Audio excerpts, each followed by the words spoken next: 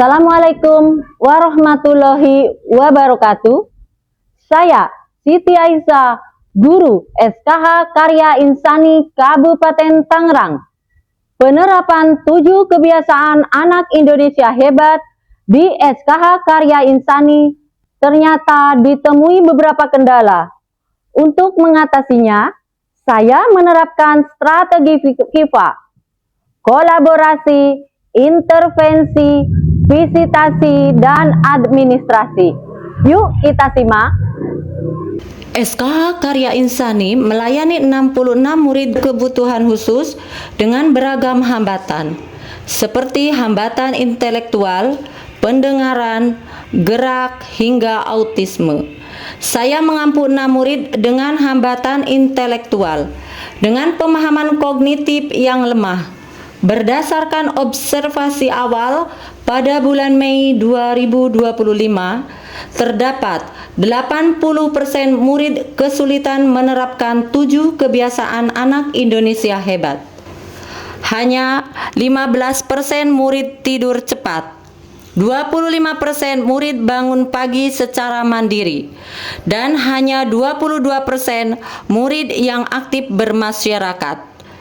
Tantangan utama meliputi minimnya keterlibatan orang tua, intervensi yang belum optimal, keterbatasan pemantauan di rumah, dan administrasi yang lemah.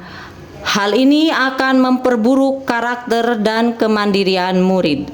Sebagai guru SKH dengan pengalaman 5 tahun, saya tertantang merancang pembelajaran yang mendukung 7 kebiasaan positif. Saya harus membangun kolaborasi dengan orang tua dan komunitas lingkungan untuk menciptakan ekosistem pendukung. Selain itu, saya perlu merancang intervensi pembelajaran yang individual, melakukan kunjungan rumah, dan mengelola jurnal harian untuk memantau kemajuan murid, dengan harapan dapat meningkatkan penerapan kebiasaan positif murid. Untuk menjawab tantangan tersebut, saya menerapkan strategi KIFA, kolaborasi, intervensi, visitasi, dan administrasi untuk membentuk 7 kebiasaan anak Indonesia hebat. Guna memperkuat kolaborasi, saya mendirikan klub orang tua hebat, mengadakan pertemuan mingguan untuk melatih orang tua mencatat kebiasaan anak di jurnal harian. Kami juga bekerja sama dengan komunitas untuk kegiatan seperti Hari Bersih Lingkungan yang hasilnya dicatat dalam jurnal. Saya menginisiasi pelatihan untuk guru lain di SKH Karya Insani, berbagi cara menggunakan jurnal harian untuk memantau kebiasaan siswa. Bentuk intervensi yang saya lakukan yaitu, saya merancang program pembelajaran individu berbasis 7 kebiasaan, seperti menggunakan kartu visual untuk siswa autisme agar tidur cepat dan bangun pagi. Kami juga mengadakan aktivitas multisensori seperti permainan pilih makanan sehat dan sesi gerak dan lagu untuk berolahraga. Setiap keberhasilan siswa seperti tidur sebelum pukul 21, mendapat stiker bintang hebat sebagai motivasi dan dicatat di jurnal.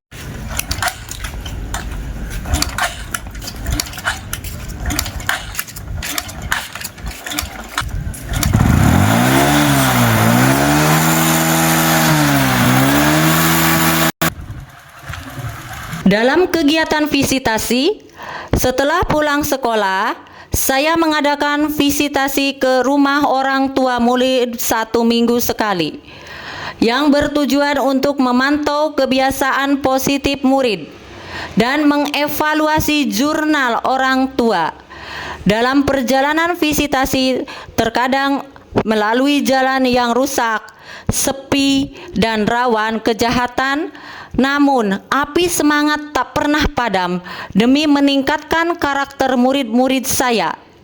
Sesampai di rumah orang tua murid, saya melatih orang tua mengisi jurnal dengan format sederhana seperti checklist harian untuk setiap kebiasaan. Pada tugas administrasi saya membuat jurnal harian sederhana dengan tabel untuk mencatat kebiasaan seperti waktu tidur, jenis makanan, hingga durasi belajar.